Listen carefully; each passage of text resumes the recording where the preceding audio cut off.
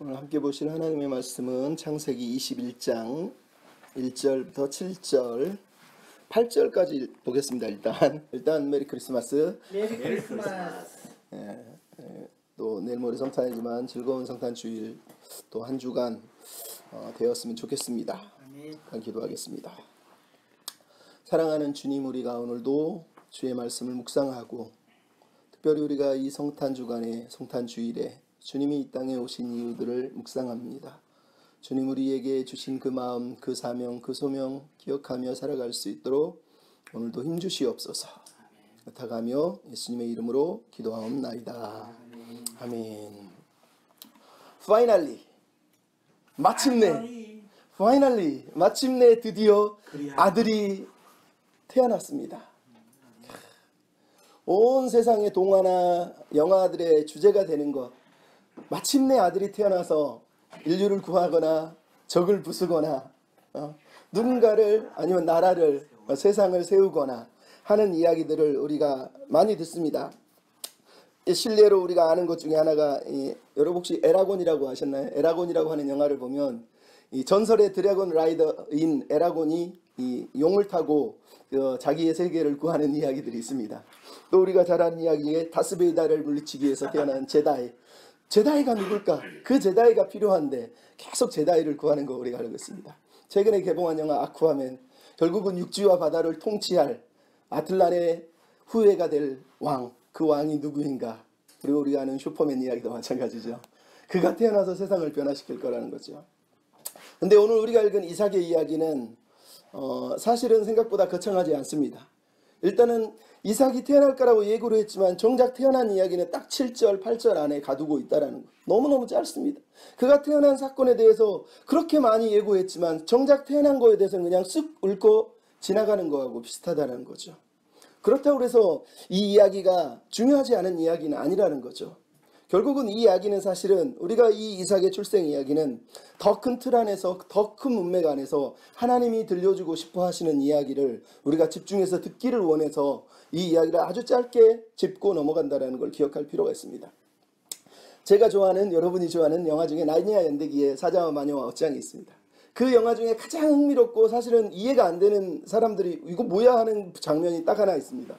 그게 뭐냐면 하얀 겨울 마녀가 나니아를 점령하고 있는데 수잔과 피터와 수잔과 루시가 에드먼드는 배신을 했으니까 이 하얀 마녀를 피해서 도망가는데 호수를 지나서 얼음 호수를 지나서 딱 숲속으로 들어가자마자 갑자기 산타클로스가 나타납니다. 그리고 산타클로스가 나타나서 드디어 내가 왔다. 마녀가 못 가게 했는데 내가 왔다. 그리고 아슬란이 오고 있다. 그러면서 산타클로스가 등장을 하는 겁니다. 다들 사람들은 이해를 못합니다.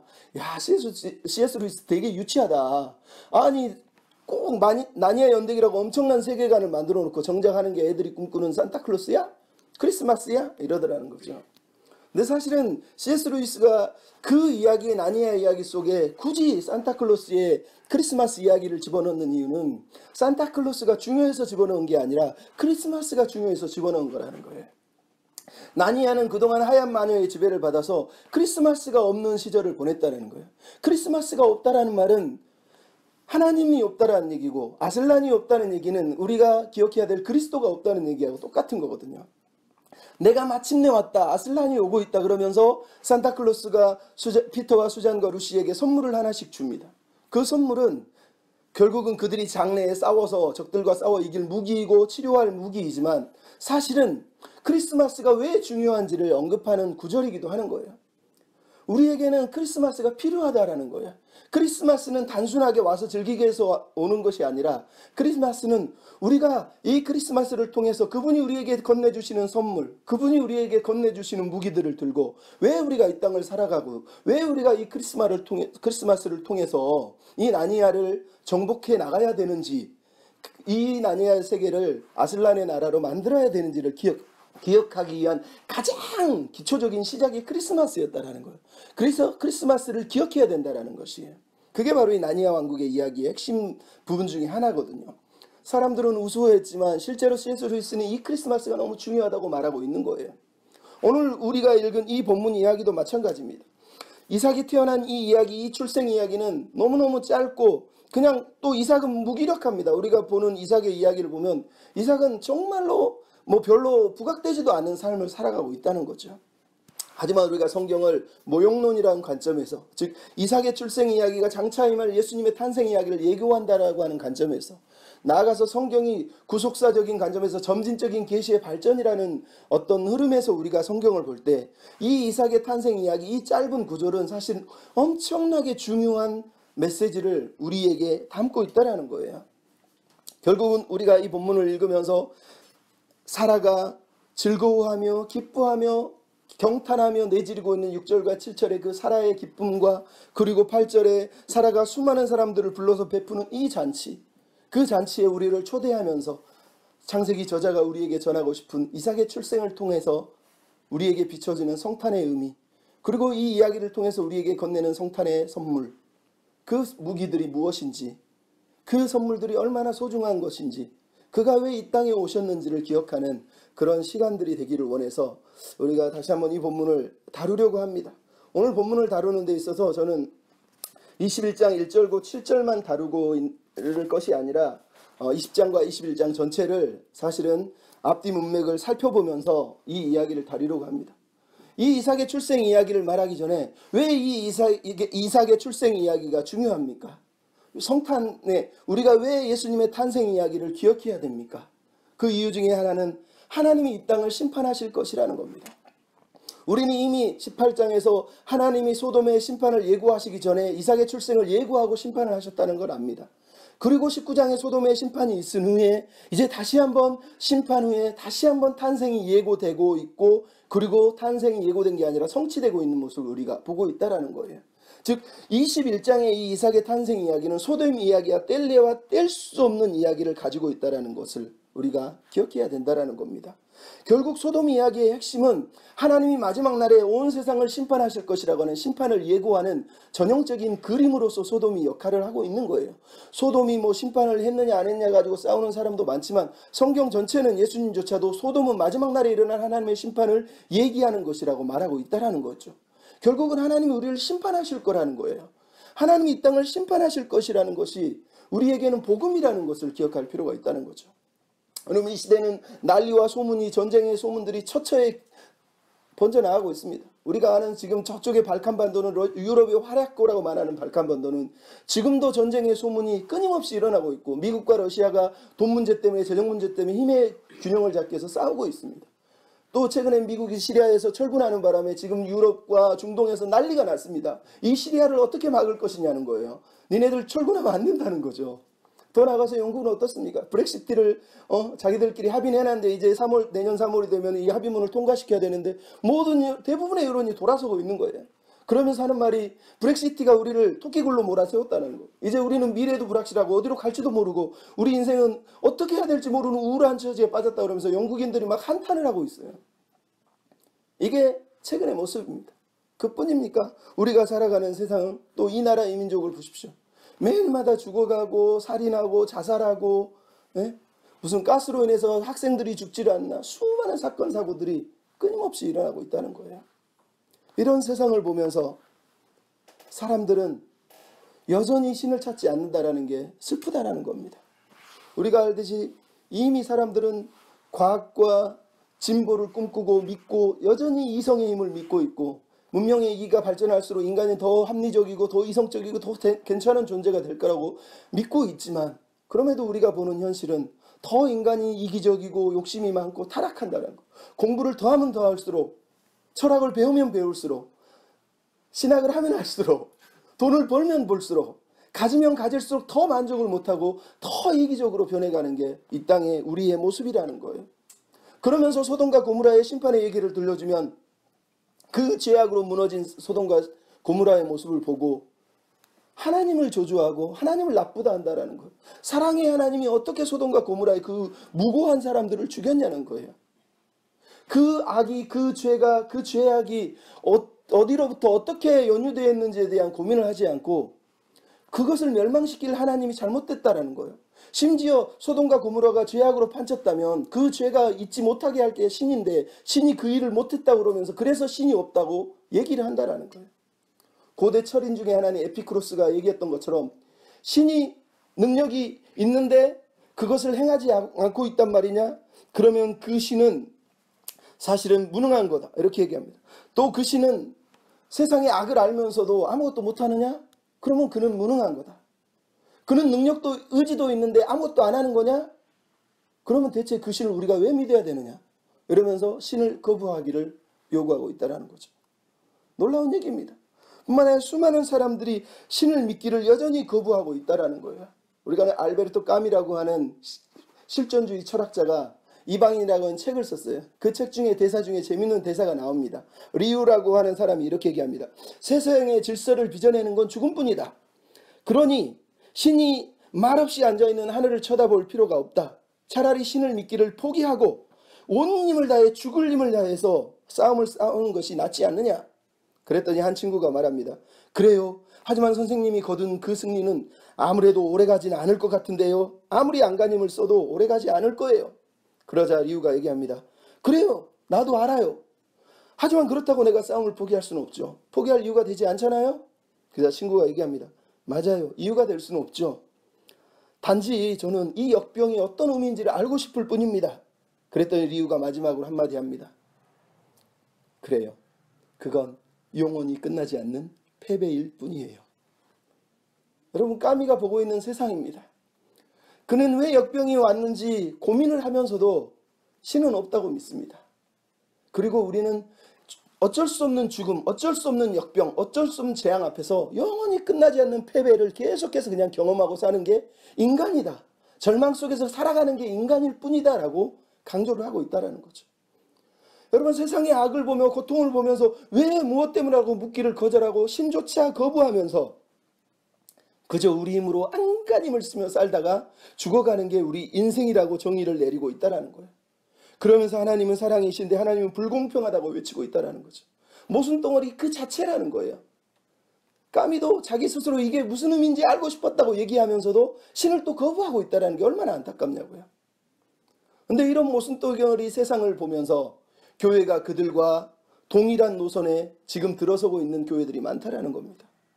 이 땅의 교회 중에 한국 교회는 그만큼은 아니지만 미국이나 유럽의 교회들을 보면 이미 까멜로운 기독교하고 똑같은 모습으로 세상의 논리와 사고와 이치들을 다 끌어안은 채 책을 쓰면서 지옥은 없다, 심판은 없다, 천국은 없다. 하나님은 사랑의 하나님이다. 이 땅의 세상을 만드실 것이다. 천국은 이 땅에 있을 것이다. 이러면서 성경이 언급하고 예수님이 언급하는 모든 언어들, 천국, 지옥 이런 단어들도 다 폐기 처분시키는 교회들이 많습니다. 그래서 교회에서는 십자가 설교도 하지 않고 죄인이라고 얘기하면 안 되고 단지 성도들에게 잘 될 거예요. 행복하세요. 하나님이 사랑하세요. 복 받으실 거예요. 기도하면 다 해결해요. 이런 언어들로 교회가 포장을 하고 있다는 거예요. 재밌죠? 20세기에 리차드 리버라고 하는 미국 신학자가 이런 얘기를 했습니다. 이 시대의 교회는 진노하지 않는 하나님이 심판하지 않는 하나님의 나라로 죄 없는 인간들을 십자가 없는 구원으로 부르신다고 얘기를 했습니다. 그럼 이 말이 얼마나 무서운 말인 줄 알겠습니까? 이 땅의 교회가 한국 교회도 이제 그만큼 닮아가고 있습니다. 하나님은 진노하지 않으세요. 그리고 하나님은 심판하지 않는 나라에 계세요. 그리고 하나님이 구원하는 사람은 죄 없는 인간들이에요. 무슨 얘기인지 알겠습니까? 죄에 대해서 언급할 필요가 없는 모든 사람. 그리고 그는 십자가 없는 구원을 우리를 부르고 있어요. 수많은 교회들이 죄도 십자가도 심판도 진노도 없는 그런 하나님을 꿈꾸고 그런 하나님을 얘기하면서 하나님이 사랑하시는 하나님이라 했는데 심판하시는 게 말이 됩니까? 이러고 있다라는 거죠. 참 슬픈 얘기입니다. 베키 피퍼트라고 하는 분이 쓴 소망에는 그만한 이유가 있다라고 하는 그 책에 보면 이런 글이 있습니다. 만약 당신에게 사랑하는 사람이 있는데 그 사람이 슬기롭지 못한 행동과 관계로 인해서 인생이 망가지고 있다면 당신은 어떤 느낌이 드느냐? 그냥 멀리서 낯선 사람인 것처럼 구경할 수 있느냐? 절대 그럴 수 없다. 당신이 사랑하는 사람이라면 뒷짐지고 구경하는 건 말도 안 된다라는 거예요. 분노는 사랑의 반대말이 아니라 사랑의 표현이라는 거예요. 사랑의 반대는 미움이고 증오의 끝은 냉담한 것이지 하나님이 진노하시는 이유는 그냥 짜증스러워서 미워서 폭발하고 있는 폭발이 아니라 자기가 온 열정을 다해 사랑한 인류, 그 인류를 좀먹고 있는 암덩어리인 죄에 대해서 쏟아내는 하나님의 확고한 의지일 뿐이다. 이렇게 표현을 하고 있어요. 당연하죠. 여러분, 우리가 하나님이 사랑의 하나님이라고 믿는 건 그분이 심판의 하나님이기 때문이고, 심판하지 않는 하나님이 어떻게 사랑의 하나님이 될 수 있냐는 거예요. 근데 서방 세계는 이걸 이해를 못한대요. 그래서 플러 신학교의 유고의 신학자인 미로슬라브 볼프라고 하는 분이 이런 글을 썼습니다. 하나님이 만약 불의와 거짓에 분노하지 않고 이 끊임없는 폭력을 끝장내지 않는다면 그런 하나님은 나는 믿을 이유도 예배할 가치도 없다고 생각한다. 근데 서방 사람들은 내 말을 이해를 못하는 것 같다. 이게 무슨 얘기냐면, 여러분, 유고의 분쟁과 아까 발칸반도의 내전을 다 경험한 미로슬라브 볼프라고 하는 이 학자는 자기가 믿는 하나님이 그 죄악과 전쟁의 그 죽음의 처참한 악순환을 끝내시는 분이어야 된다는 걸 믿고 있는 거예요. 왜? 그런 하나님이 아니라면 그 하나님을 믿을 이유가 없잖아요. 그래서 그 얘기를 하는 건데, 서방 사람들은 이 볼프가 하는 말이 비폭력을 주장하니까 그 말을 이해를 못한다는 거. 당신이 비폭력을 주장하는 거 보니까 당신은 하나님이 심판하는 걸 지금 싫어하는군요. 하나님이 비폭력의 하나님이듯이 우리도 비폭력의 하나님이 돼야 된다고 지금 말하고 있는 거 맞죠? 라고 얘기한다는 거예요. 자기는 그게 아니라는 거예요. 만약 비폭력의 하나님이라고 내가 주장한다면 유고의 그 피가 덜덜 흘러 넘치는 그 땅에서 그 하나님은 절대 살아남지 못할 거라는 거예요. 내가 주장하는 비폭력의 이유는 그 하나님이 마침내 이 모든 악순환과 전쟁의 악순환을 끝내고 이 피로 물든 대지에서 그 악의 전쟁의 구렁텅이를 다 끊어낼 심판하신 하나님을 믿기 때문에 비폭력을 주장하고 있는 거라는 거예요. 그분이 심판하지 않는다면 이 인간의 악순환을 우리가 어떻게 끊어낼 거라는 거예요. 하나님만이 이거를 끝낼 수 있기 때문에 그 심판하신 하나님을 나는 믿고 있는 거다. 당신들이 인생의 전쟁을 안 겪어보고 죽어가는 사람들이 가족이 없으니까 그렇게 우습게 하나님은 심판하지 않는다 그러고 이 말을 이해를 못하는 것 같은데, 당신의 가족이 총살당하고 죽어보는 그 자리에서 하나님이 심판한 분이 아니라고 말할 수 있느냐? 그렇다면 그런 하나님을 당신은 왜 믿으려고 하느냐? 나는 믿지 않는다. 이런 선언을 하고 있어요. 그럼 얼마나 중요한 말인지 몰라요. 이 땅이 전쟁과 기근과 처처의 난리가 소문이 있는데도 불구하고 여전히 서구 세력뿐만 아니라 이 땅의 기독교도 안락한 의자에 앉아서 오늘은 잘 될 거야, 예쁘대, 잘생겼네, 행복할 거야 그러면서 미소 지으면서 자기 만족으로 사는 사람들은 저 처절한 땅에서 피 흘리며 죽어가는 그 사람들의 고통을 몰라요. 하나님이 심판하지 않으면 안 되는 그 전쟁의 고리, 악순환의 고리 이해를 못하고 있는 거라는 거죠. 얼마나 어리석냐는 거죠. 하나님 심판하셔야 돼요. 우리가 어렸을 때 봤지만 성룡의 영화 치권이라든가 중국 영화들이 가지고 있는 게 뭡니까? 막 하면서 나오는 이 영화들. 리벤지. 너무 재밌는 건 그 영화의 모든 속성이 우리 어렸을 때 본 거는 다 복수란 말이죠. 아버지를 죽인 원수를 아들이 죽이고, 또 그 아들을 죽인 그 아버지를 죽인 아들이 또 그 아버지를 죽인 사람을 죽이고, 또 그 아버지 아들이 그 아버지를 죽인 사람을 또 죽이고, 계속해서 죽이고 이게 중국 영화의 핵심이었거든요, 옛날에. 그럼 이 악순환을 누가 끝내겠냐는 거예요. 심판이 없다면 말이 안 된다는 거예요. 소돔의 이야기는 이삭의 탄생을 비추어 볼 때 하나님이 심판하신 이야기고 그분은 꼭 심판하실 거라는 이야기란 말이죠. 문제는 그러면 우리가 그 심판을 견딜 수 있느냐는 거예요. 저번에도 얘기했지만 오늘 본문에서 가장 중요한 건 하나님이 이 땅을 심판하시러 오신다면 우리에게는 그 심판을 견딜 수 있는 힘이 있느냐는 거예요. 의로움이 있느냐는 거예요. 근데 너무너무 신기한 내용이 오늘 본문에 등장하죠. 사실 오늘 본문 앞에 등장합니다. 사실은 소돔이 심판하기 전에 하나님과 아브라함이 기도했던 내용이 뭡니까? 아브라함이 하나님께 따졌던 내용이, 하나님 어떻게 하나님이 의로운 백성을 심판합니까? 이렇게 얘기합니다. 근데 오늘 본문 읽기 전에 21장 앞에 있는 20장 이야기를 보면 아브라함이 사라를 누이라고 거짓말했다는 이유로 하나님이 아비멜렉이라고 하는 그랄 왕을 심판하려고 하니까 아비멜렉이 하나님께 호소한 기도의 내용이 이겁니다.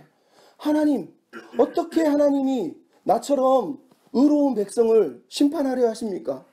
나 같은 의로운 백성을 하나님이 죽이려 하시면 되십니까? 라고 따지는 구절이 20장 4절 5절에 보면 그대로 등장하고 있어요. 심지어 20장 5절은 자기는 마음이 온전한 마음과 깨끗한 손으로 이렇게 했는데 하나님 어떻게 의로운 백성을 심판하고 있습니까? 이렇게 질문하고 있는 걸 보고 있단 말이죠. 오늘 소돔 심판 이전에도 소돔 심판 후에도 여전히 인간의 문제는, 그러면 우리는 이 심판을 견딜 수 있느냐? 우리는 이 심판을 피해서 나갈 수 있느냐라는 거예요. 오늘 본문의 얘기는 그럴 수 없다라고 사실은 말하고 있는 겁니다. 여러분, 인간이 정말 의롭습니까? 20장 이야기, 사실은 우리가 볼 때 어떤 면에서 없어도 되는 이야기인데 왜 저자가 이 20장 이야기를 끌어놓고 있을까요? 뭐 연대기적인 이유에서 넣을 수도 있지만 굳이 20장이 이 자리에 들어와 있는 이유는 단지 연대기적인 사실을 기록하기 위해서 성경 저자가 이걸 쓰고 있는 게 아니라 지금 우리가 이삭의 출생 앞에서 무엇을 생각해야 되는지를, 심판 앞에서 무엇을 생각해야 되는지를 다시 한번 우리로 생각하게 하고 있다는 거예요. 이 이야기를 통해서 먼저는 아비멜렉의 질문 앞에 우리가 직면하기를 원하고 있습니다. 그러면 하나님께 따지고 있는 아비멜렉은 의로운 사람인가요? 외관상으로 보면 하나님을 안 믿는 사람도 의로운 백성이 있구나. 하나님을 안 믿는 백성 중에도 양심으로 아파하는 사람들이 있구나. 하나님은 그런 사람들을 구원해 주실 거구나 라고 읽을 수가 있지만, 실제로 아비멜렉의 지금 이 질문은 어떤 면에서 모순이란 말이죠. 왜? 여러분, 사라가, 아브라함이 아무리 살아보고 자기 누이라고 했다 할지라도 남의 아내를 데려가는 것 자체는 의로운 행동이 아니에요. 그것은 마치 소돔 사람들이 힘없는 나그네들을 자기 권력과 힘으로 압제하려고 했던 거하고 똑같은 겁니다. 힘없는 이방인 아브라함과 사례를 두렵게 해서 두려움에 떨고 있는 그들에게 자기 힘과 권력으로 다가와서 남의 아내를 뺏어서 가고 있는 이 사람이 어떻게 의로운 사람이냐고요. 그가 의롭다고 말하는 이유는 내가 사라에게 성적인 죄를 범하지 않았다라고 하는 단순한 상대적인 의를 말하고 있는지, 실제로 그가 의로운 백성이 아니라는 걸 성경은 오히려 지금 폭로하고 있는 거란 말이죠. 뿐만 아니라 오늘 본문에 아브라함은 그러면 의롭습니까? 우리는 오늘 본문을 읽으면서 당혹스러운 게 있습니다. 아브라함이 사라를 거짓말을 했다는 것 때문에 당혹스러운 게 아니에요. 19장을 읽으면 소돔과 고모라를 심판하실 때 우리가 롯을 비판했던 이유는 롯이 자기 딸들을 다른 사람에게 내어주는 거예요. 한 사람이 한 여자를 내어주는 겁니다. 근데 오늘 20장을 읽으면 20장에는 아브라함이 롯과 같이 자기 아내를, 한 여자를 다른 사람에게 또 내어주고 있는 사건을 보고 있는 거예요. 이 두 사건을 통해서 성경은 의도적으로 아브라함이라고 하는 사람을 지금 미화시키지도 않고 그대로 드러내고 있는 것을 보게 되는 거예요. 아브라함도 롯도 똑같은 사람이라는 거예요. 사실은 별반 다르지 않습니다. 다른 이유는 딱 하나예요. 하나님에 대한 반응이에요. 아브라함은 그 연약함 속에서도 하나님의 은혜를 붙들고 그 은혜에 붙들려 살았던 사람이라면, 롯은 그 은혜를 거절하고 그 은혜를 받아들이지 못하고 자기 길로 가버린 사람이라는 거. 그거 하나 외에는 차이가 없어요. 더 나아가서 오늘 본문을 읽고 있는 21장 1절과 7절을 감싸고 있는 20장과 21장 22절로 34절의 이야기가 둘 다 그랄에서 일어난 사건이에요. 앞 사건은 아브라함이 그랄에서 사라를 누이라고 거짓말했다가 책망을 당하는 사건이라면, 21장 22절부터 34절은 아비멜렉이라고 하는 사람이 아브라함에게 다가와서 하나님이 너와 함께 계시구나 하면서 아브라함을 막 평화의 언약을 맺자고 그러니까, 이번에는 아브라함이 아비멜렉을 책망하는 사건이 나오고 있어요. 재밌죠? 앞에서는 아비멜렉이 아브라함을 책망하는데 뒤에서는 아브라함이 아비멜렉을 책망하고 있다는 거예요. 이 이삭 출생 사건 양쪽 사이에서 지금 두 이야기가 감싸고 있는 내용이 뭡니까? 아까도 말했지만 아비멜렉은 자기가 의롭다고 말했지만 실제로 아브라함 앞에서 책망을 당하는 이유는 뭐예요? 그가 의롭지 않았다라는 거예요. 그가 자기 종들이 아브라함의 우물을 빼앗는 사건을 알면서도 모른 척했다라는 거예요. 그가 그 힘으로 폭력으로 아내만 빼앗는 게 아니라 아브라함의 우물까지 뺏어갔으면서도 오늘 본문은 변명하기를 그는 몰랐다고 얘기를 하고 있는 거예요. 그래서 아브라함이 아비멜렉을 책망하고 있단 말이죠. 웃기지 않습니까? 이 본문을 보면 아브라함도 아비멜렉도 그 누구도 사실은 의로운 사람이 하나도 없어요. 둘 다 서로 책망을 받고 책망하는 존재로 이 자리에 그대로 머물러 있단 말이죠. 누가 의롭습니까? 의롭지 않습니다. 더 나아가서 이 20장과 21장 두 이야기가 우리에게 던지는 게 뭡니까? 이건 우리의 삶도 우리의 사역도 마찬가지라는 거예요. 우리의 소명도 마찬가지라는 거예요. 우리의 소명의 기초가 우리의 의가 되면 안 된다는 얘기를 하고 있어요. 왜? 여러분 20장 이야기는 아브라함이 사례를 누이라고 했다가 아비멜렉에 심각한 책망을 당하는 사건이 나옵니다. 그렇게 연약한 아브라함에게 하나님이 뭐라고 그러죠? 아브라함은 내 선지자다.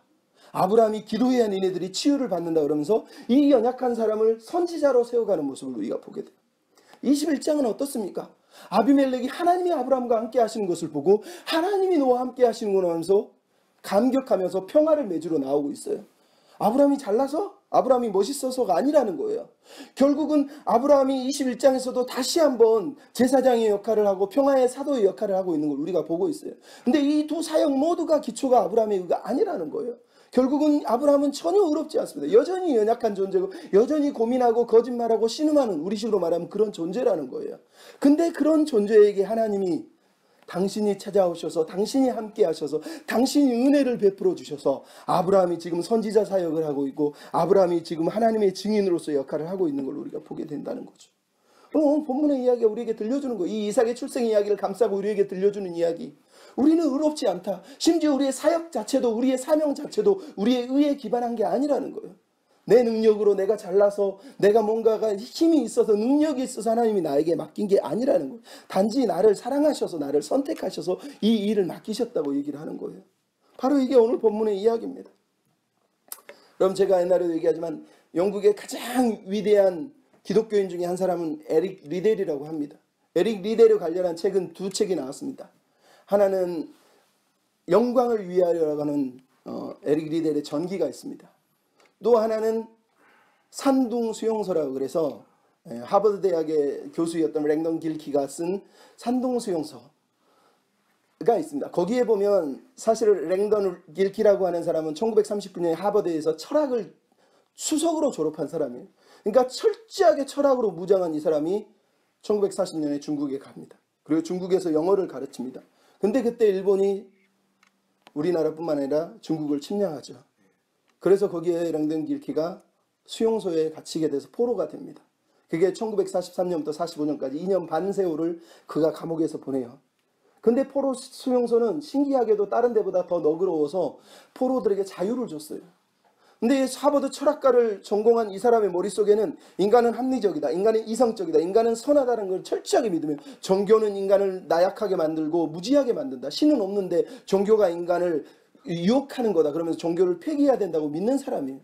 그 사람이 그 수용소에 앉아가지고 사람들에게 자기가 관리할 수 있도록 자리를 주는 거예요. 그래서 조직을 하고 관리하는 자리에서 포로들을 관리하게 돼요. 처음 한두 달은 너무너무 좋았대요. 인간이 역시 그렇지. 우리가 믿는 철학이 맞아. 인간은 선해. 우리는 어려울수록 힘을 내서 의를 추구하지. 그러면서 조직을 끌고 갔는데 나머지 2년 반은 지옥이었다고 말합니다. 왜? 처음에는 사람들이 뭔가 막 서로 협력하고 뭔가 막 선을 추구하는 줄로 알았는데 나중에 이들을 보니까 아니더라는 거예요. 거기서 철저하게 무너진 정말 이기적인 인간의 속성을 그 자리에서 다 경험을 한 겁니다. 이성, 도덕 이런 말은 합리성 이런 말은 다 포장이었다라는 거예요. 겉으로는 막 그럴싸하게 얘기를 했지만 실제로 그들의 마음 구석에는 이기심, 자기 욕심밖에 남아있는 게 하나도 없더라는 거예요. 정말로 이기적이라는 거예요. 예를 들어서 여기는 9명이 자고 여기는 11명이 자요. 그래서 11명 자는 감방에서 한 명만 이쪽으로 보내게 해달라. 그러면 10대 10 공간이 좀 넉넉하지 않냐. 우리는 이 좁은 방에서 11명이 자는데 니네는 9명이니까 좀 스페이스가 생기지 않냐 그랬더니 이 사람들이 왜 우리가 그 사람을 받아줘야 되는데 왜 우리가 굳이 희생하면서 우리의 자리를 양보해야 되는데 우리는 그럴 수 없어 라고 말하더라는 거예요. 그렇게 사람들이 이기적이라는 거예요. 그걸 보면서 이 사람이 어느 날 이 수용소 생활을 하다가 자기도 모르게 피식하고 웃었답니다. 웃은 이유는 딱 하나예요. 인간이 사는 이유가 인간이 합리성을 주장하고 이성을 주장하고 도덕을 주장한 이유가 결국 자기 이기심 때문이고 자기 욕심 때문이라면 대체 우리가 합리적일 이유가 뭐가 있고 우리가 도덕적일 이유가 뭐가 있고 우리가 선을 행할 이유가 뭐가 있냐는 거예요. 결국은 내 욕심 때문에 지금 이 일을 하고 있고 합리성, 이성, 도덕을 지금 포장하고 있는 것뿐인데 거기서 대체 우리가 그렇게 살 이유가 뭐가 있냐. 우리도 다 이기적으로 살아야 되는 거 아니냐. 결국은 인간에겐 답이 없다라고 결론을 내려요. 그래서 그 하버드 철학자가 거기서 꼬꾸라지고 무너집니다. 그러면서 인간이란 이렇게 얘기합니다. 인간이라는 동물의 본성적 처지, 곤란. 그게 바로 인간의 모습이라는 거예요. 인간의 본성 자체가 처치 곤란이라는 거. 완전히 무너져 내렸다라는 거죠. 근데 그가 우리는 어떻게 살아야 되지 하는 그 수용소에서 한 사람을 발견합니다. 그게 바로 에릭 리델이에요. 그러면 에릭 리델이라고 하는 사람은 1824년 파리 올림픽에서 일요일날 100m 경기가 열리니까 경기를 포기한 사람이에요. 그 주종목은 100m예요. 단거리예요. 그리고 나서 월요일인가 화요일에 400m 경기에 자기 종목이 아닌데 나가서 금메달을 따서 처음에는 100m를 포기했다고 영국 사람들이 난리가 나서 손가락질 했는데 이 사람이 나는 하나님을 믿는 사람이다. 굳이 금메달 따려고 주일날 나는 안 뛴다 이래버린 거예요. 그리고 다음에 열린 400m에서 자기 종목이 아닌 단거리는 400m 못 뛰거든요. 1등도 못 해요. 근데 그 400m 금메달을 따니까 사람들이 막 난리가 나고 하느라고 영광이. 근데 이 사람이 그 올림픽 금메달 뿐만 아니라 모든 영광을 다 포기하고 중국으로 선교를 떠나요. 그게 바로 산동 수용소에 선교하다가 그래서 그가 영어 교사로 화학 교사로 선교를 하다가 결국은 산동 수용소에 같이 수감이 돼요. 그리고 에릭 리델은 이 수감된 수용소에서 수용소가 없어지기 몇 개월 전에 죽어요. 그 인생을 거기서 보낸단 말이죠.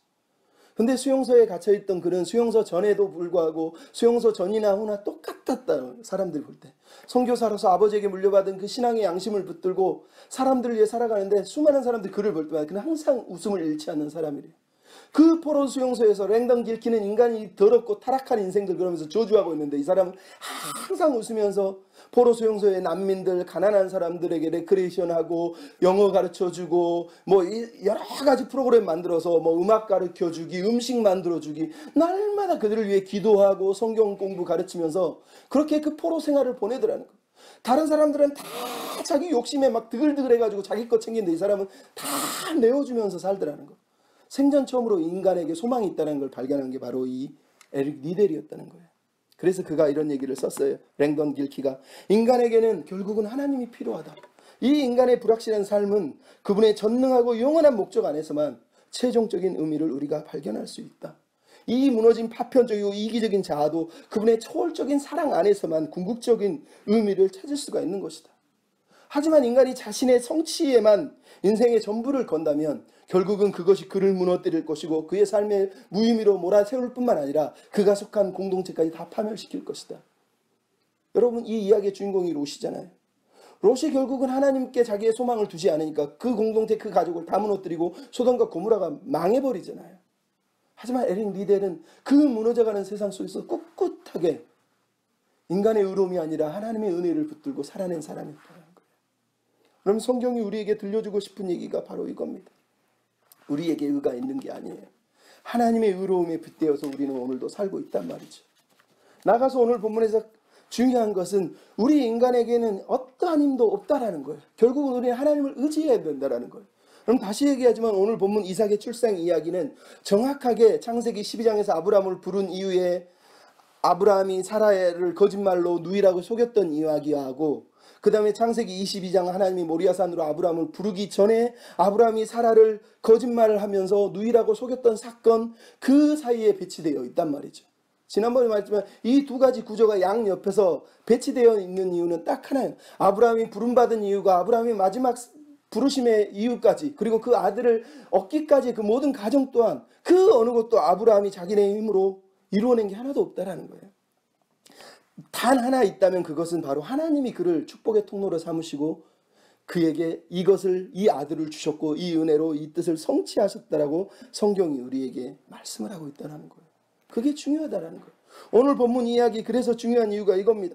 여러분 이 아브라함이 이삭을 낳은 이야기는 약속은 너무너무 길었는데 정작 성취되는 이야기는 딱 7절 8절에 딱 끝나버리고 있다는 거예요. 너무너무 간단하게 처리되고 있습니다. 또한 오늘 본문의 속에 사라가 했던 고백이 뭡니까? 오늘 본문에 아브라함이 지금 나이를 100세라고 딱 규정을 해놓고 있는 거. 그러면서 이것이 약속한 시기라고 말하고 있는 거. 그리고 사라가 아브라함에게 하나님께 내가 아들을 낳는다고요? 얘기했을 때 18장에서 하나님 뭐라고 그랬습니까? 여호와께 능치 못할 일이 있겠느냐라고 말했다는 단어를 우리가 기억한다면 여러분 오늘 100세 그리고 하나님이 약속하신 기간에 이 아이가 태어났다는 이 말이 지금 강조하고 싶은 게 무엇입니까? 오늘 본문에서는 아브라함의 기쁨이 없습니다. 아브라함의 감정 표현은 하나도 없습니다. 딱 하나 표현은 사라의 감정 표현밖에 없다는 거예요. 왜 그렇습니까? 이 본문이 강조하고 싶은 이야기는 인간의 기쁨에 있다기보다 하나님의 신실하심에 있는 거예요.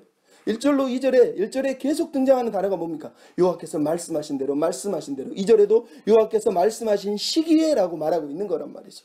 지금 이 성경 저자가 강조하고 싶은 건 이 아이가 태어난 걸 보면서 이 아이 너무 좋다 그러면서 아브라함이 어떻게 반응했는가를 보여주고 있는 것이 아니라 하나님이 약속대로 하나님이 자기의 신실하신 언약대로 아브라함은 100세고 사라는 90세고 아무것도 할 수 없는 그때의 아들을 주셨다라는 걸 강조하고 있는 거예요. 바로 하나님의 신실하심이 이 아이를 허락하신 사건의 핵심이라는 거예요. 하나님은 약속을 지키시는 분이고 하나님은 자기 언약을 포기하지 않는 분이라는 걸 강조하고 있다는 거예요. 우리의 힘이 아니라 우리의 능력이 아니라 하나님 그분이 일하신 걸 기억하라는 거예요. 그래서 6절로 7절에 나오는 사라의 찬양의 내용이 뭡니까? 하나님이 나를 웃게 하셨다. 너희도 다 나와 함께 웃자. 그러고 나서 던진 말이 뭡니까? 누가 사라가 자식을 젖먹이겠다고 아브라함에게 말한 사람이 누가 있느냐? 누가 대체 사라가 자식을 낳을 거라고 얘기한 사람이 누가 있느냐라고 지금 탄성이 터져나오고 있는 이야기가 바로 여기에 들어있는 이유란 말이죠. 우리가 알잖아요. 사라의 인생은 이미 불임 시절에 불임으로 시작한 인생이잖아요. 불임으로 시작한 것 자체도 서러운데 한나처럼 그는 해결되지 않는 고통이 있잖아요. 아이를 낳지 못하잖아요. 한나가 자기 남편이 와가지고 엘가나가 내가 열아들보다 낫지 않냐. 남편이 아무리 사랑을 대해줘도 해결되지 않는 여자의 고통, 고대 군동의 여자의 고통은 아이란 말이죠.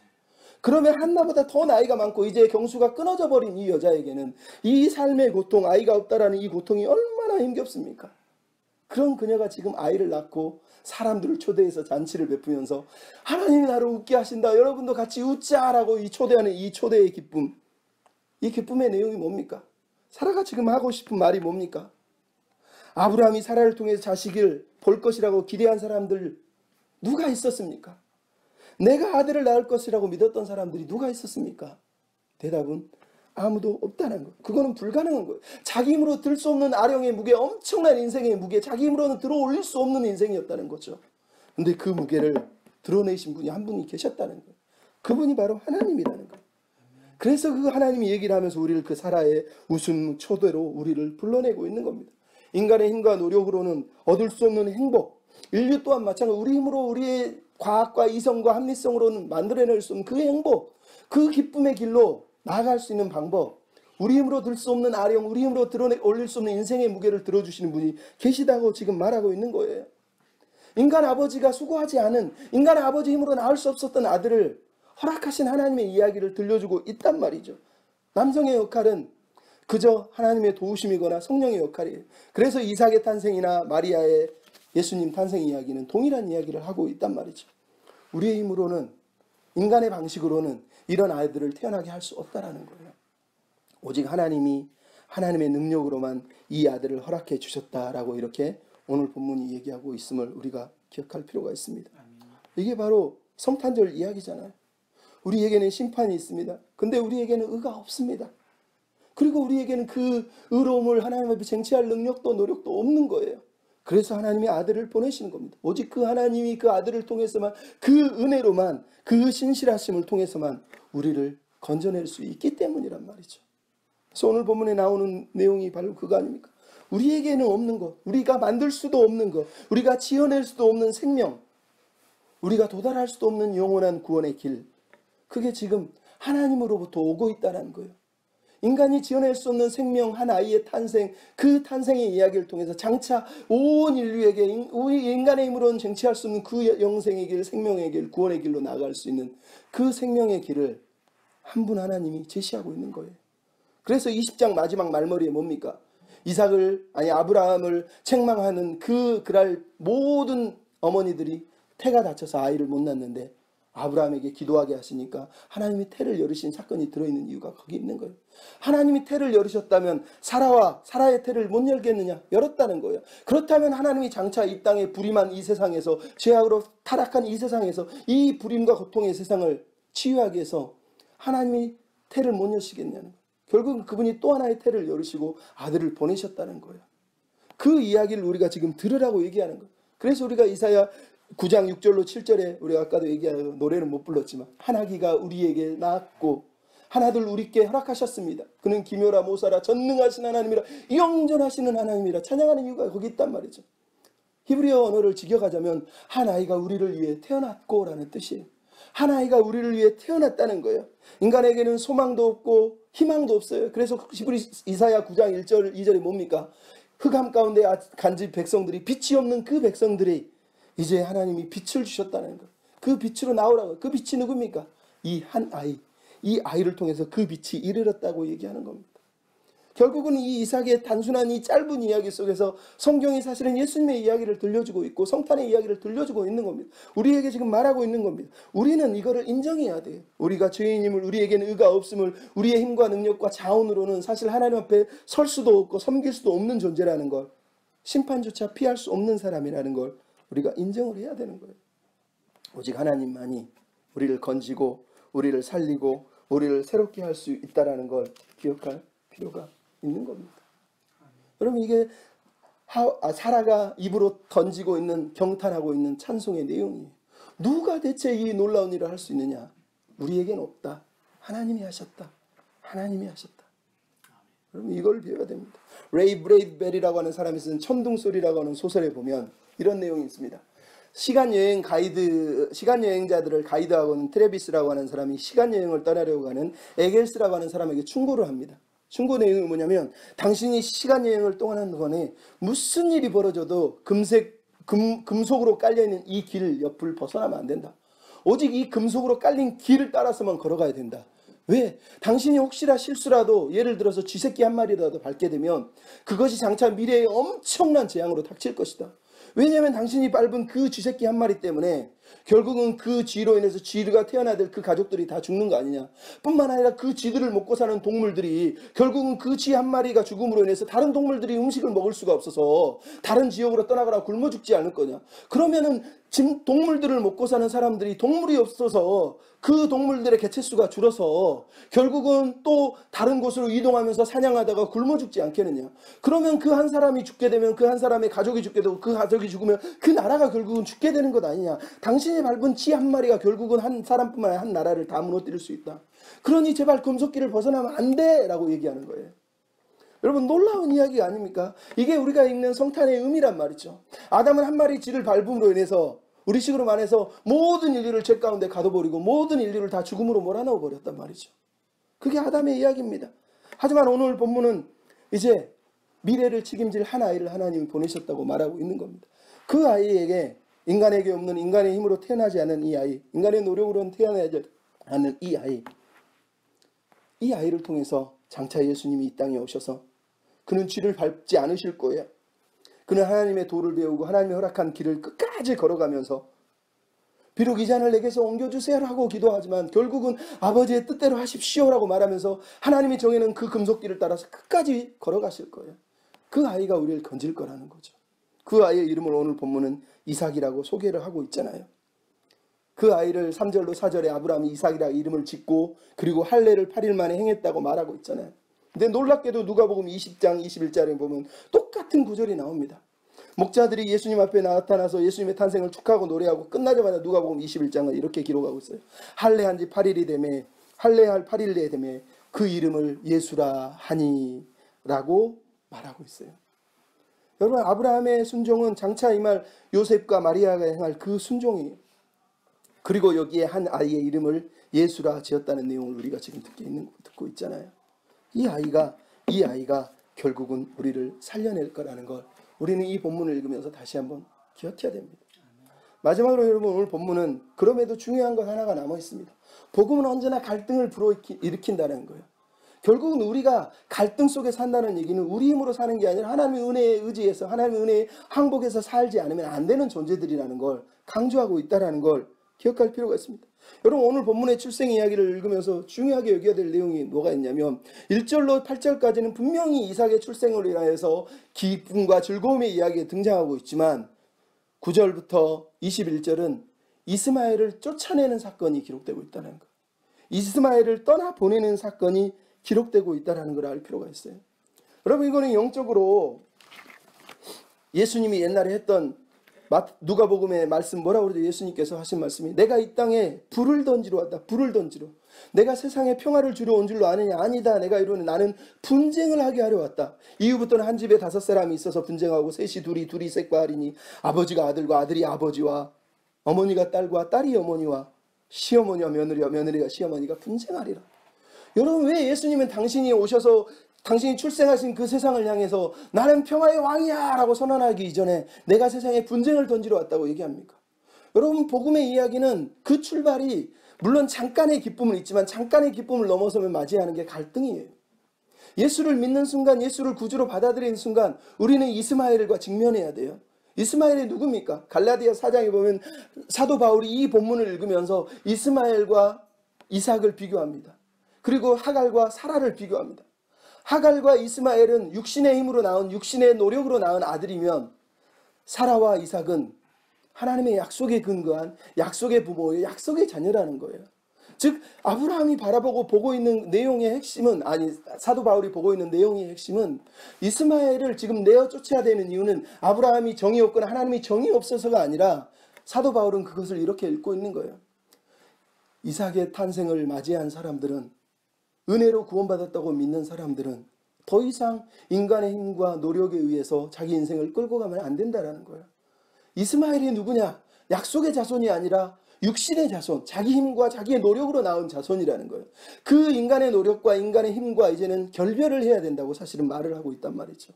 그게 사도 바울이 이 본문을 보면서 읽은 이유예요. 그래서 이거를 어떤 사람은 알레고리라고 얘기를 하지만, 그럼에도 불구하고 성탄의 이야기 속에 우리가 이 이야기를 읽을 수밖에 없는 거예요. 왜? 복음은 여전히 우리에게 갈등을 요구하고 있고 우리 인생이 갈등하며 살 수밖에 없다고 얘기를 하고 있어요. 그 갈등의 순간에 우리가 무엇을 의지할 거냐는 거예요. 가족을 의지하고 힘을 의지하고 이웃을 의지하며 살 것이냐, 아니면 분쟁하고 갈라서는 그 가운데서 여전히 하나님을 신뢰하며 살 것이냐. 예수님은 그 복음의 이야기, 갈등의 이야기를 우리에게 들려주고 있단 말이죠. 여러분, 이 갈등의 이야기가 왜 중요합니까? 우리가 예수님의 이야기를 기억하면 알잖아요. 여러분, 예수님의 탄생 이야기는 이삭의 탄생 이야기처럼 무척 짧습니다. 그 긴 기간 동안 몇천 년 동안 메시아의 예언을 했는데 딱 예수님이 태어나기 전에 등장하는 게 뭡니까? 누가복음에서는 사가랴의 노래, 엘리사벳의 노래, 마리아의 노래가 등장하고 목자들의 노래가 등장하지만, 이 사라처럼 찬양하는 노래들이 등장하지만, 예수님이 탄생한 구절은 아주 간단하게 처리하고 넘어가 버립니다. 마태복음은 어떻습니까? 예수님이 태어날 거라고 요셉에게 마리아에게 얘기하면 정작 예수님이 태어나자마자 동방박사가 예물을 드린 사건 기록하자마자 그 사건 속에 헤롯이 예수님을 죽이려고 한다고 하는 내용이 등장을 하고 있어요. 그리고 예수님의 인생 전체는 이 기쁨의 증인이 아니라 사실은 죽음의 위기 가운데 놓여서 십자가를 향해서 걸어가고 있잖아요. 여러분, 이삭의 출생 이야기나 예수님의 이야기가 이런 구조를 갖는 이유가 여기에 있는 거예요. 예수님이 이 땅에 오신 이유, 이삭이 출생한 이유, 그거는 그냥 탄생한 그걸 보면서 축하해, 기쁜 날, 좋은 날 이러고 끝나는 내용이 아니라는 거예요. 이거는 시작인 거예요. 목적지가 있다는 거예요. 아브라함의 목적지는 이스마엘을 내어 쫓고 본인이 모리아 산으로 향하는 그 목적지를 향해서 걸어가야 된다는 거예요. 예수님의 목적지는 탄생한 그 순간부터 죽음의 위기를 겪지만 스스로 그 죽음을 떠안으며 십자가의 골고다 언덕을 향해서 목적지가 정해져 있고 그 길을 향해서 계속해서 가고 있다고 성경이 우리에게 들려주고 있단 말이죠. 탄생 이야기의 핵심은 그래서 예수님 생일이야, 야 예수님 아기 예수님이야, 우리 쳐들고 예수님 아기 예수님 축하해. 이게 대체 이게 무슨 이해는 해요. 얘들에게 예수님이 아기였는데 맞죠. 근데 실제로 성탄이 우리에게 들려주고 싶은 건 예수님이 여전히 아기로 앉아가지고 나 아기야 축하해줘 이러고 계시냐는 거예요. 우리를 바라보시며 무슨 말씀하시죠? 내가 왜 이 땅에 속육신을 했고 내가 몸을 입고 이 땅에 왔는지를 너희들이 아느냐? 내가 왜 이 땅에 태어났는지를 아느냐? 내가 이 땅에 온 이유는 저기 십자가를 향한 거라고 지금 가르쳐주고 있는 거예요. 이삭이 출생한 이유를 짧게 넘어가는 이유는 이삭의 출생이 중요한 게 아니라 이삭을 통해서 아브라함이 걸어가야 될 마지막 목적지, 그리고 이삭이 마지막에 본인이 묶여야 될 아케다라고 하는 그 묶음의 자리, 거기가 이삭이 태어난 자리예요. 이삭이 태어난 이후의 자리란 말이죠. 성경이 우리에게 그것을 들려주기 위해서 바로 이 이야기를 하고 있단 말이에요. 그래서 우리는 여러분 이 본문을 읽으면서 하나님을 믿는 삶, 하나님의 이 성탄의 기쁨, 이삭의 출생과 같은 예수님의 탄생을 기뻐하며 맞이할 때 우리가 맞아야 될 내용은 예수님이 태어난 아기였다라는 사실이 아니라 그분이 성육시간 인생 전체 태어나서 고난당하시고 십자가에 죽으시고 부활하신, 그리고 장차 재림할 이 모든 이야기들이 이 크리스마스에 들려져야 되는 거예요. 나니아의 그 산타크로스가 크리스마스를 메리 크리스마스 하면서 들려주는 이유가 바로 거기에 있는 거란 말이에요.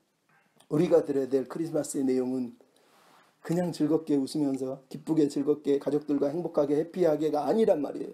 우리는 대체 어떤 사람으로, 어떤 가족으로, 어떤 민족으로, 어떤 백성으로 이 땅을 살아내야 되는지, 그분이 이 땅에 오신 이유를 기억하면서 우리의 탄생과 우리의 나아갈 바들을 다시 한번 점검하는 자리가 바로 이 십자가의 자리 아닙니까? 그 자리로 우리를 부르신 거예요.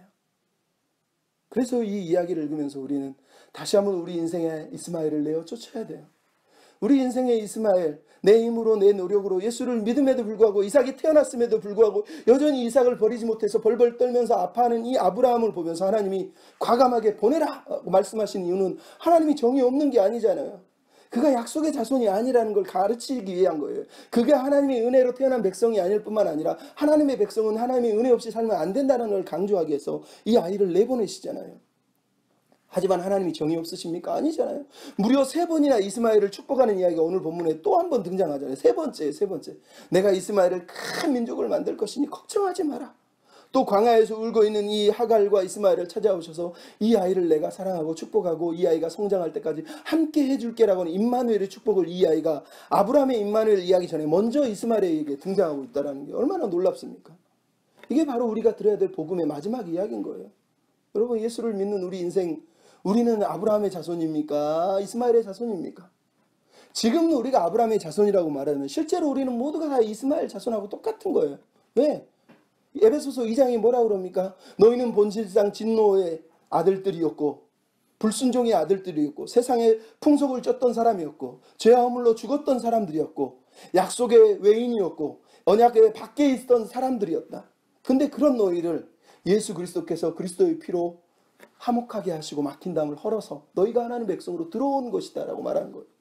우리가 이스마엘이었다는 걸 기억하지 않으면 우리가 감사할 수 없는 거예요. 내가 아브라함의 자손이라고 하는 그 교만함이 유대인들로 하여금 그 교만한 죄를 짓게 만든 거하고 똑같은 거라. 바리새인들이 왜 교만합니까? 내가 아브라함의 자손이라는 그 믿음 때문인 거예요.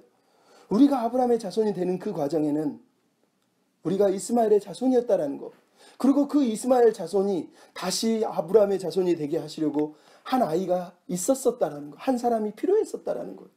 여러분, 오늘 본문을 보십시오. 아브라함은 자기 아들을 내어 맡기면서 그 어깨에 떡과 포도주, 물을 어깨에 쥐어주면서 이 아이를 내보내고 있습니다. 아브라함이 얼마나 마음이 아픕니까?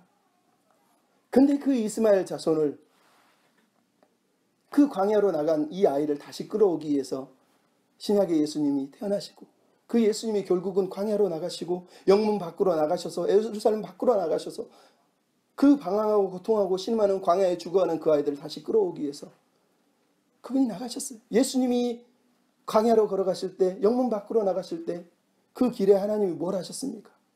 이제는 그 아버지가 예수님의 어깨 위에다가 십자가를 올려주셨어요. 그가 지고 가는 것이 우리에게 생명의 떡이고 영혼의 물이 됐잖아요. 하갈이 들고 간 거는 그냥 떡 한 조각이, 물 한 조각이지만 예수님이 어깨에 짊어지고 우리를 다시 데리러 오시기 위해서 걸어갔던 그 짐 때문에, 그 영원한 생명수 때문에, 그 영원한 생명의 떡 때문에 오늘 우리가 이 자리에 있는 거 아닙니까? 그러니까 우리가 감사할 수밖에 없잖아요.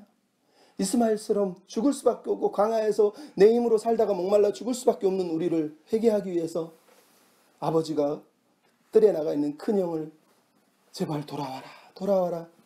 돌아오지 않는 아들, 결국에 예수님이 찾아가셔서 다시 끌고 오시는 것처럼 우리가 그렇게 끌어올림을 받아서 이 자리에 온 거잖아요. 그래서 이 히브리서 2장은 뭐라고 그럽니까? 너희가 그 은혜를 인하여 믿음으로 말미암아 구원을 얻었다고 말하는 거예요. 여러분, 예수 그리스도를 믿는 우리가 여전히 이 성탄의 은혜를 붙들지 않으면 안 되는 이유가 바로 여기 있습니다. 여러분, 이삭이 출생한 사건이 아브라함과 사라에게 기쁨이긴 하지만 그 출생 과정을 보면 얼마나 힘겹습니까? 아브라함도 믿을 수가 없고 사라도 믿을 수가 없는 이야기잖아요. 어떻게 우리 힘으로 아기를 태어나요? 그러면서 그 아이를 낳지 못하는 서러움 속에서 견디며 살았잖아요. 마리아와 요셉은 어떻습니까? 아직 결혼도 안 하고 약혼밖에 안 했는데 남자도 알지 못하는 여인에게 찾아와서 너 아이 낳을 거야. 이건 축복이 아니라 줘준 겁니다. 그 시대로 보면은 짊어질 수 없는 짐을 어깨에다 올려놓은 거하고 똑같은 거란 말이죠. 그게 이삭의 출생이에요. 우리 인생 가운데 주님이 오셨다는 사건은 내가 내 어깨에 짊어질 짐이 있다는 거예요. 내 인생에 부딪혀야 될 갈등이 무척 많을 거라는 거예요. 그것을 내 힘으로 이고 갈 수 있느냐? 아니요. 하나님께서 마리아에게 뭐라 그러죠? 은혜를 입은 자여, 은혜를 입은 여자여, 너에게 하나님이 큰 일을 이루시고 다윗의 아들을 주실 것이다. 그 은혜를 기억하고 그 은혜에 항복한 여인이 한 말이 주의 뜻이오니 말씀대로 이루어지이다. 주의 여정이오니 말씀대로 이루어지이다라고 고백한 거예요. 여러분, 마찬가지입니다. 우리가 성탄을 기억할 때마다 느끼는 건 단지 우리가 즐겁게 막 파티하며 즐거워하며 사는 삶이 아니라, 물론 그런 부분도 필요하겠지만 거부하지 않습니다. 더 중요한 건 우리가 짊어질 우리 어깨 위에 들려진 짐들을 우리 힘으로 질 수가 없다는 거예요. 심판도 피할 수 없고 의로움도 없을 뿐만 아니라 우리가 사역해야 될 사역뿐만 아니라 우리가 감당해야 될 가족들과 우리에게 허락한 사람들과 여전히 갈등하는 이 삶의 무게, 우리 힘으로 어떻게 견디냐고요. 우리 힘으로 어떻게 견디냐고요. 그래서 우리는 은혜에 항복하는 사람이 돼야 돼요. 하나님 당신의 뜻을 이루어 주십시오. 하나님이 이 갈등 속에서 하고 싶은 일을 하십시오. 내 힘으로 못합니다. 하나님 당신이 해주십시오라고 고백하는 자리가 바로 이 자리가 돼야 되는 거 아니겠습니까? 그럼 그래서 오늘 본문 마지막 21장 마지막 33절에 34절 33절에 보면 아브라함이 지금 뭐를 하고 있습니까? 그 우상이 범람하는 블레셋 땅 한가운데서 자기 아내를 뺏어가고 자기를 죽이려고 했던 그 두려움에 갇혔던 그 땅에서 하나님이 함께 하시니까 심판을 견딜 힘이 없는 그가 하나님의 신실하심과 은혜를 깨닫고 나서 하는 일이 뭡니까? 거기에 에셀나무를 심고 영존하신 하나님을, 영원하신 하나님, 영생하시는 하나님을 찬양하고 있는 걸 보게 되잖아요. 그가 이 황량한 광야에서 그 모래밭에서 죽음을 이기고 가지가 18m까지 높이까지 자라는 이 나무, 그래서 그늘을 들이우는 이 나무를 심고 하나님을 영원하신 하나님이라고 부르는 이유가 어디 있습니까?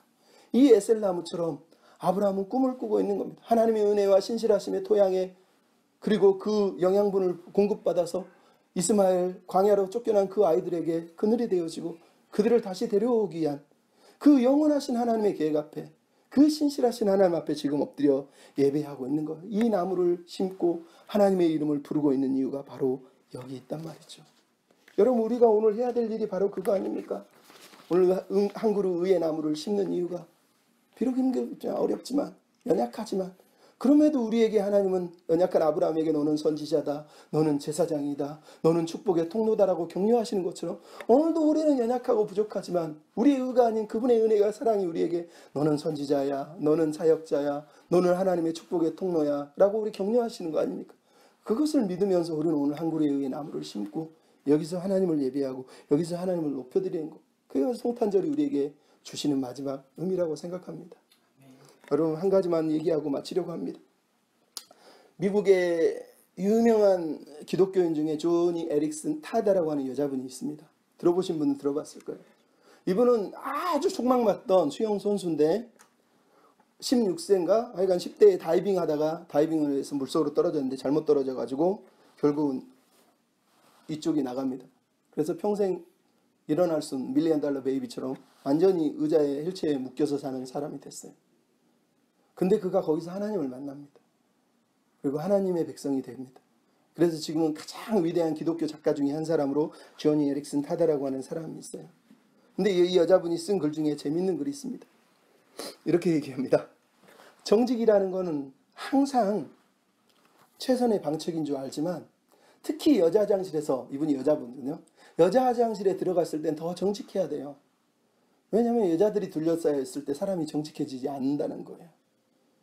근데 여자분이 화장실에 자기가 휠체어를 타고 들어갔더니 막 미니스커트에 화려한 옷을 입은 여자가 립스틱을 쭉 바르면서 자기를 쳐다보면 그러더니 조니, 당신은 항상 휠체어에 앉아있으면서 늘 한결같은 모습을 보이고 행복해 보여요. 나는 그게 너무 부러워요. 나도 당신처럼 그런 기쁨을 누리고 싶어요. 그 화려한 옷을 입고 립스틱을 쭉쭉 발라가는 여자가 던지는 그 말을 들으면서 존이라고 하는 분이 얼마나 마음이 아팠겠습니까? 그랬더니 주변에 있는 여자들이 다 맞아요 우리도 부러워요 이러더라는 거예요. 다 지금 정직하지 않은 모습으로 사실 얘기하고 있는 거거든요. 그걸 보면서 아주 심각한 자괴감을 사실은 이 여자분이 어떤 번에 느꼈다는 거죠. 근데 이 립스틱을 쭉 닫으면서 여자가 그러더니 대체 그렇게 행복하게 사는 비결이 뭐예요? 그러더니 그래서 이분이 얘기합니다. 저 행복하지 않아요. 내가 오늘 아침에 어떻게 일어났는지 얘기해 줄까요? 어떻게 일어났는데요? 그랬더니 내 남편 쟤는 6시만 되면 출근하고 가요. 그리고 7시가 되면 내 친구가 와서 팔다리도 못 움직이는 나를 일으켜 세워서 옷을 벗기고 씻겨주고 이를 닦아주고 머리를 벗겨주고 다시 옷을 입히고 그리고 휠체어에 앉혀서 나를 다시 세상으로 끌고 나가요. 그렇게 얘기합니다. 저는 그래서 다시 한번 일상으로 들어가지만 그 일상을 직면할 힘이 저에겐 없습니다. 또다시 이런 거짓된 세상 앞에 내가 설 용기가 나지 않습니다. 아니, 이 하루 동안 미소를 지을 힘이 없습니다. 하지만 하나님께 있습니다. 그래서 기도해요. 하나님, 당신의 것 내가 가져도 되세요? 그러면 그거 나한테 주세요. 당신의 얼굴에 있는 그 미소를 나한테 주세요. 이렇게 기도를 했다는 거예요. 그랬더니 립스틱을 닫은 여자가 그러더니 그럼 당신의 친구가 침실로 들어오면 무슨 일이 생겨요? 어떻게 반응해요? 그렇게 힘겨운데 그러면 그 친구를 어떻게 맞이하세요? 이런 거예요. 그랬더니 이 여자분이 하는 말이 난 그녀를 향해 고개를 돌리고 하늘에서 바라 보내진 그 미소를 그녀에게 지어 보입니다. 그건 내게 아니라 하나님 것이거든요. 그리고 마비된 다리를 가리키면서 그렇게 얘기합니다. 오늘 당신이 보고 있는 이 기쁨의 모습, 그것이 무엇이든 간에 그건 오늘 내가 힘들게 얻은 거예요. 힘들게 얻은 거예요. 그걸 잊지 마세요. 그리고 나서 마지막에 이렇게 썼습니다. 나는 우리가 연약할수록 더더욱 하나님께 의지할 필요가 있다는 걸 배우고 있다. 그리고 우리가 하나님께 의지할수록 하나님이 더 강해지시는 걸 발견하고 있다. 이렇게 썼습니다. 여러분, 이 여자분이 무슨 말 하는지를 우리가 휠체어에 앉아있지 않았기 때문에 이해를 못하는 거지만 휠체어에서 아무것도 움직일 수 없는 사람이 이 말을 하고 있는 거예요. 여러분, 오늘 사라가 웃고 있습니다. 사라가 웃는 그 웃음이 자기 힘으로 얻은 웃음입니까? 그는 이렇게 웃을 수가 없는 사람이에요. 그래서 피식거린 거예요. 하지만 그가 구하지도 않은 웃음을 하나님이 사라에게 주셔서 오늘 사라는 자기 얼굴에 하나님의 미소를 지으면서 다른 사람들에게 하늘이 보내진 그 미소를 던져주고 있는 거란 말이죠. 우리도 마찬가지입니다. 우리 힘으로 웃을 수가 있나요? 우리 힘으로 이삭을 막 축하할 수가 있나요? 아니요. 우리가 예수님의 탄생을 기뻐할 수 있는 이유는 하나님이 하늘에서 우리에게 그 미소를 허락하신 거예요. 근데 살면서 우리가 그 미소를 짓는 게 힘들어요. 그래서 기도해야 돼요. 하나님, 내게 하나님 당신의 미소를 주세요. 사라의 웃음을 허락하셔서 내가 오늘 하루 또 힘겹게 이 미소를 주시면 다시 그 미소를 남들에게 주겠습니다. 이렇게 고백하면서 사라의 미소, 이삭의 복음, 푸른 의의 나무의 꿈을 우리가 실천하면서 이 성탄 주간뿐만 아니라 우리 삶을 살아냈으면 좋겠습니다. 아멘. 우리 찬양 부르며 그가 오신 이유 부르고 기도하고 마치겠습니다.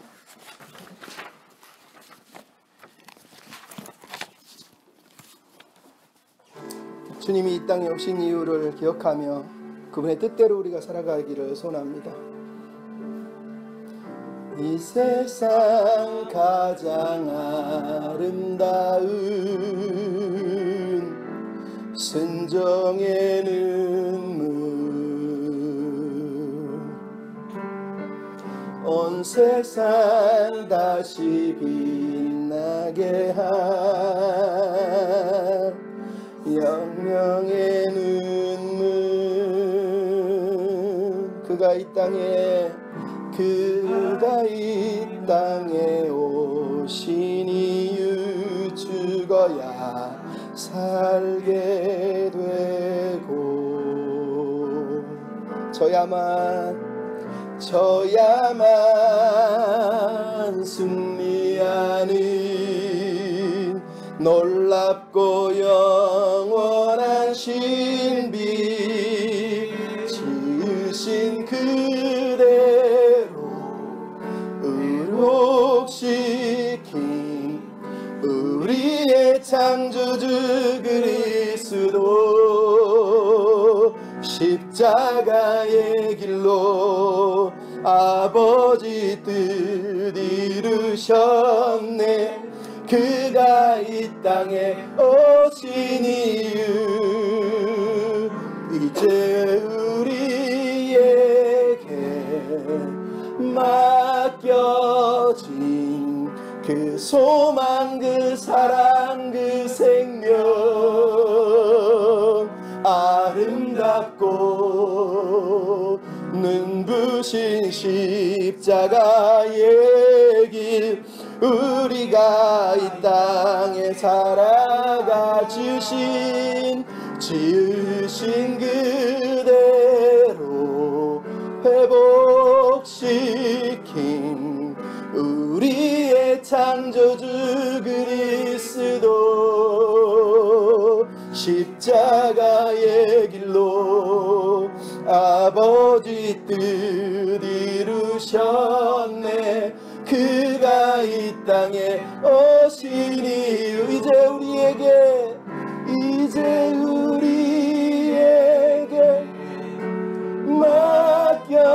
맡겨진 그 소망 그 사랑 그 생명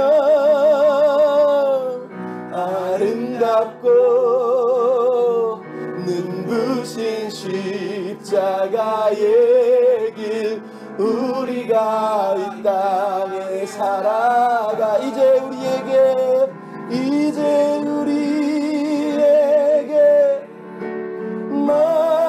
맡겨진 그 소망 그 사랑 그 생명 아름답고 눈부신 십자가의 길 우리가 이 땅을 살아갈 이유. 우리 말씀을 생각하며 기도할 때에 하나님 아들을 주셔서 너무 감사하고 기쁩니다. 아기 예수님으로 오신 것 뿐만 아니라 이 땅에서 우리와 동일한 고통과 아픔을 겪으시며 사시다가 또 십자가에서 죽으시고 또 부활하시고 다시 오시겠다는 그 약속과 은혜들이 생각이 나서 너무 기쁩니다. 하나님, 우리가 감사하며 감격하며 그 은혜를 증거하는 증인으로 살고 싶습니다. 하지만 우리가 연약합니다. 우리 힘으로 웃을 힘이 없고 우리 힘으로 지을 미소가 없지만 아버지의 미소, 하늘의 미소, 살아의 미소를 주셔서 그 미소를 머금고 의의 나무를 심으며 하나님의 영광을 위하여 예비하는 자로 살게 해주시옵소서. 우리 같이 기도하겠습니다. 살아계신 아버지, 영존하시는 하나님, 전능하신 아버지, 우리가 심판을 견딜 수가 없습니다. 우리에게 의로움이 없습니다. 우리에게 어떠한 힘도 자원도 없습니다. 우리에게 여전히 남겨진 이스마엘조차 여전히 우리를 힘겹게 하고 우리 인생의 갈등 가운데 우리를 몰아넣지만 하나님, 오늘 우리가 이삭의 출생과 예수님의 탄생을 기억하며 그 은혜에 항복하며 그 은혜에 붙들려 살기를 소원합니다. 우리를 지으신 그 모습으로 우리를 부르신 그 자리로 우리가 나아가게 하여 주시옵소서. 이삭의 출생이 모리아를 향하는 것처럼 예수님의 탄생이 십자가를 향하여 달려가는 것처럼 오늘 우리가 이 자리에서 다시 한번 주님이 이 땅에 오신 이유가 그가 행하신 일들과 그가 행하실 일들을 기대하며 이 믿음의 경주를 감당하게 하여 주시옵소서.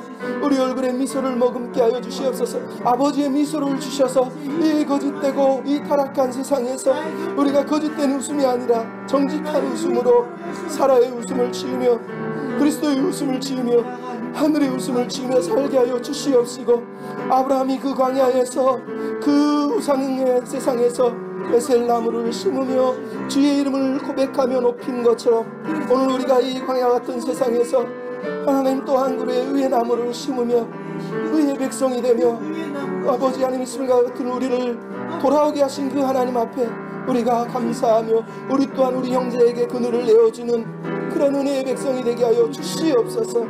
아름답고 놀라우신 그분 주님의 그 사랑을 우리가 붙들고 살 수 있도록 인도하여 주시고 주시옵소서. 지으신 그대 회복시킨 우리의 창조주 그리스도 십자가의 길로 아버지 뜻 이루셨네. 그가 이 땅에 오시니 이제 우리에게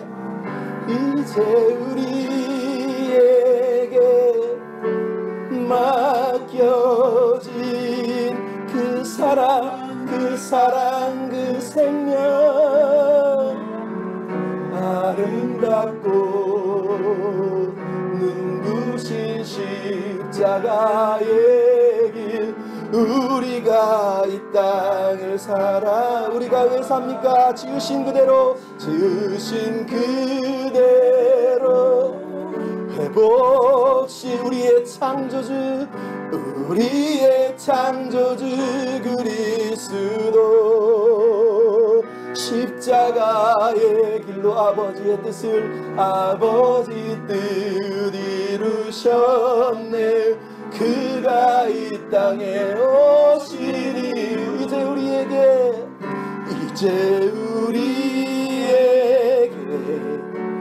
맡겨진 그 소망 그 사랑 그 생명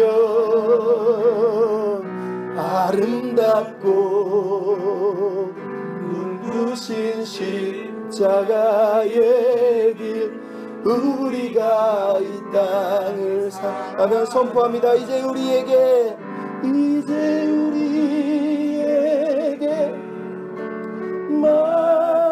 맡겨진 그 소망, 그 사랑, 그 생명, 아름답고 눈부신 십자가의 길, 우리가 이 땅을 살아갈, 우리가 이 땅을 살아갈 이유.